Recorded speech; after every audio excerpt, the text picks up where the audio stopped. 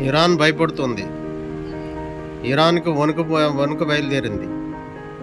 మీరు ఆపేయండి, మేము ఆపేస్తాం అనే రాజీకి వచ్చింది.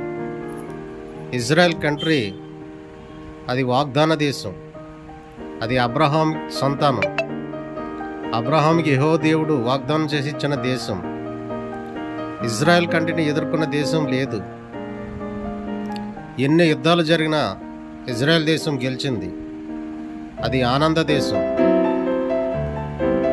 ఇజ్రాయెల్ పక్షంగా ఎవరుంటారో వాళ్ళు క్షేమంగా ఉంటారు.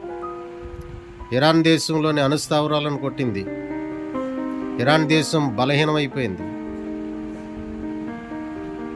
హిజ్బుల్లా, హమాస్ లాంటి తీవ్రవాద సంస్థలను నిర్మూలన చేస్తుంది. ఇజ్రాయెల్ ఎదుర్కొనే దేశం